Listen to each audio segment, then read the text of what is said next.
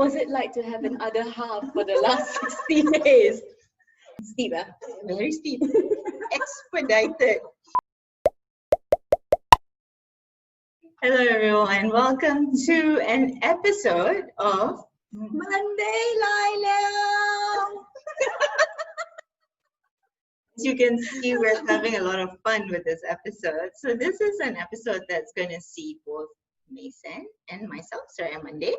Lai, Mason. Get it? Monday Lai Liao. Do it.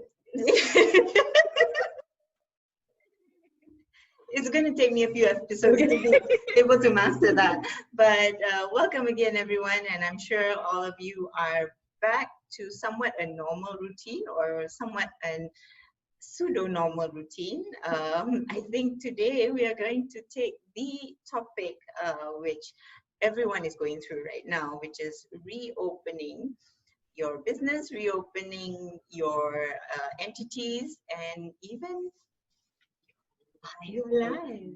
Yes. So a lot of us have been quarantined the past few months. We have had to adopt to the now cheesy term new normal. But what we would like to actually discuss is how are we going to kind of go back into the wild? Are we prepared? Personally, I was always wild. Oh, right. Yeah, it's my norm.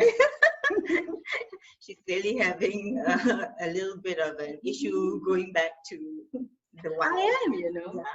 But because see, we've had 3 months, and some of us are probably used to that 3-month routine, and now we're having to go back to what it was before.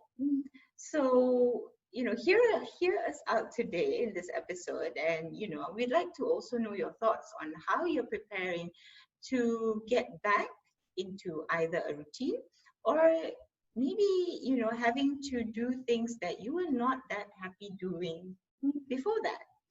But now very happy to do. Like for example, I didn't enjoy wearing masks. I didn't. But now I kind of like it. Because you feel like your alter ego ninja comes out? No, I can't breathe. Like, and then it goes like, you know, it flux. So it felt like Darth Vader. And then I'm like, you know, comic relief here in my friend, but yes. Yeah, but now, okay, so last night I went out and I didn't know that restaurants are open now to late hours. 10 o'clock. Yes. Till 10 o'clock. I didn't know that. So when my friend invited me for dinner, I said, can they? And she goes, yeah, can, no problem. So in the restaurant, everybody's got their mask on and they're eating. And then they take it out, right? So when I'm eating that time, I had to take it out. And then I felt so exposed. Ah, see? So what I did was I eat and then I put back. And then it was stupid lah, but yeah. So things like that, which we were so against doing before MCO, or maybe, you know, it was just not comfortable, we've kind of gotten accustomed to. So pretty much this 3 months was like a trial period for us to try new things, to try things that were probably uncomfortable. But maybe we've discovered that we liked it. So for example, for some of you, or for most of you who have kids, 3 months having your kids at home and homeschooling. How about that? Oh, wow. Both of us don't have kids, so we are not subject matter experts. But from what I gather from some of my friends, there's pros and cons. They really enjoy having their kids around. They are actually saying that now at least they know what their kids are up to. But then there's also that problem of, you know, how does one juggle between still having to work and monitoring the kids? Yeah. Well, I don't have kids, but I have my parents. Wow. And I love uncle and auntie, so I shall not say anything more. I will say everything, okay? It's quite hard to monitor them, okay? And, well, my dad's hard of hearing. So he doesn't know if I'm doing recording or if I'm doing anything. So he, like, just, you know. So what I've done is I've told them that we all have to act like I am infected. And that seemed to work because they then left me alone. So I would say, oh, today I went out, there's a lot of people not wearing masks, don't come near me. And then they leave me alone. Right. So they have also had to kind of follow your SOP. Yes, which I'm enjoying now, and I have a lot more time by myself. There you go. So maybe you can try the strategy with your. I don't think it's, yeah, I don't think they listen. It might be a good strategy to try with your other half. If there is a need. What was it like to have an other half for the last 60 days? It's been different. I think the learning curve has been Steep, very steep, expedited. But then going back to what you said about SOPs, so businesses, it is imposed by the government for everyone's health and safety that all businesses have got an SOP. Whether you are a corporate office or whether you are a nail salon or a hairdresser or an F&B restaurant, you have your SOPs in order for you to reopen or to be deemed safe to reopen. So if businesses and corporates and entities have got a plan, an SOP, to enable them to reopen, what about your personal SOP? Okay, so for me, I have realized that within this past 3 months, there are some things that I non-negotiable have to do because got to pay bills. But then again, there are things that I realized that, okay, I can do without. So for example, in the past, we are so used to negotiating or meeting up when we want to discuss business, right? So it's physical meetup. And because of quarantine, we've had to resort to the likes of Zoom and Google Meets, Google Hangouts, and all these platforms, bless them, because otherwise it'll be, another problem. But I realize now that, yes, I do feel there is still a need to meet in person, but not all the time. So I can still, and I find it in some instances more productive if we just do a Zoom call. Whereas before it was always, oh, let's meet up. Let's meet up, let's meet up and discuss. No doubt that there will be instances, like I said, where having your client in front of you gives a different feel and tonality to the meeting. Because especially when you're trying to, clinch that client or you're trying to seal the deal, a human interaction face-to-face might be better. But if it's just a WIP meeting, it can be done via Zoom. Number one, I save time because I'm just kind of, at my desk, either at home or in the office, and just communicating online. And number two, I save money. I didn't realize this because, see, last time, every time you meet up with a client, coffee, at least, some pastries or some lunch or some dinner you need to spend. I actually save some money. So, this is something that I... Sometimes you have to pay for the client. Most of the time. Most of the time. Oh, you want the project, right? yeah. So invest a bit for future returns.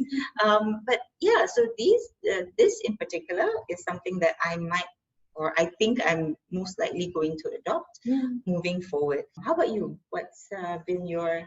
My current SOP is an extension of my existing SOP. Okay. So I love cleaning stuff. So now we know where that's going. I can attest to that, yes. Yeah, so love the idea of the sanitation. Okay, like for example, mobile phones. So for the longest time, for me, mobile phones are one of the most infected items you can have. You put it in your pocket, you put it in your handbag, you put it on the table, you put it on whatever it is, right? So now when they say, oh, sanitize your phone, I've been doing that. Okay, but that used to be only if I go to a very public place. When I come back, I have this feeling I want to sanitize it. But now I do it every time I come home, and I love it. The screen is so clear after you sanitize it. So sanitizing my phone every single time is lovely. She sanitizes me as well. Sometimes it's spray as I'm passing by. Yeah, so that one is great. I've changed my handbags. Okay, so you look a little bit. I've changed my handbags. We're not going to edit that out. Okay, so there's lots of materials that you use for your handbags, right? You can have leather. You can have nylon, you know, the parachute nylon. Yeah. Okay. And you can have fabric. So, parachute nylon. You know the nylon they use for parachutes. I wouldn't know. I've not gone bungee jumping or brands like Tumi is Samsonite. Oh, Tumi, okay. Okay, Tumi, Samsonite. These brands use a lot of parachute nylon. Okay. They are 100% washable. So anyway, I used to buy those if I was going to a very public place, like for example, the hospital. Okay, and when I come back, I can wash everything, including my handbag. Okay. And now I've just not used any of the fabric or the leather ones because it's just easier to just wash the nylon handbag. Right. So my handbag goes in, everything goes in except the mobile phone that gets sanitized. So I think I will continue with that. Yeah. Well, I think that's a good SOP for everyone to have as well. Check your handbag. Check your handbag, yes. And you know, there's a lot of grime on everything anyways. But yeah, I mean, we'd like to hear what your SOP that you might, you know, kind of continue after the quarantine is over. We're still under, what is it called now? RMCO. RMCO. I was doing that when they came out. I was like, hey, okay. Yeah, we can do campaign for the government. How about that? Can. Yeah. Yes, I mean, comment and tell us what are your SOPs, kind of going back to your normal routine, and also, are there anything, or is there anything that you realize that now doesn't serve you anymore within this past? Yeah, because I think within this past 3 months, it allowed us to kind of take stock of what we maybe indulged in excess and what we can kind of do without. So that can also be incorporated in your SOP. Most of the businesses are opening this week. As far as, you know, maybe draw a list, I would say, of the things that was a norm for you before, and is a norm for you for the past 3 months. And then maybe look at how one can benefit you versus the other. I don't think we will get this opportunity again to have a trial period. You know, I mean, this past 3 months has been like a trial period to see that, okay, you know, if I had to work from home for 3 months, can I deal with it? Can I survive?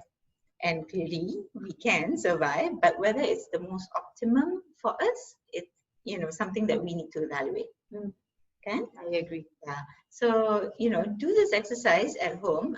Try and maybe observe, not just for yourself, but your family. And I also think it's very important for you to actually sit down with your spouse and your family members, because plan for the reopening. You know, you don't want to go in blind. I know most of us are just going to kind of bulldoze our way through, but if you have a plan, at least you're well prepared.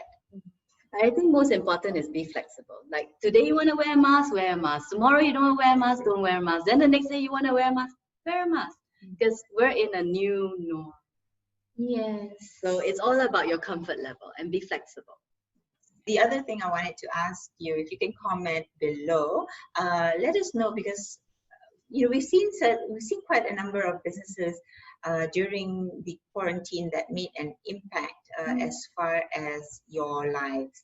How have certain businesses changed your lives for the better, improved your lives, whether it is online services or whether it's consumer goods.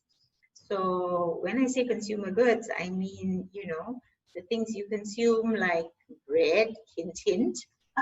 We must do an episode on gardenia, what we did. What did you do to catch that gardenia thing? Yes.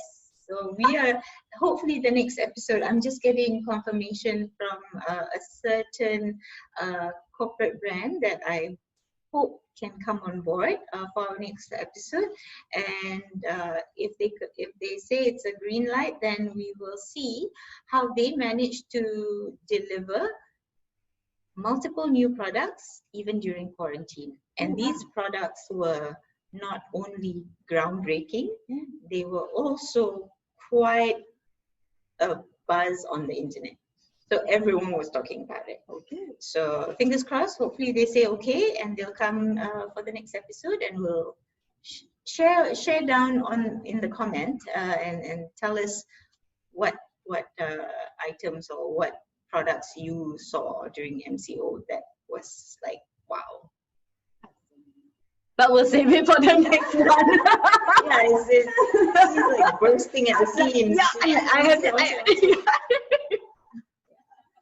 Okay, guys, thank you so much for tuning in. This has been the first episode. The first episode of Lai Lai Kratong.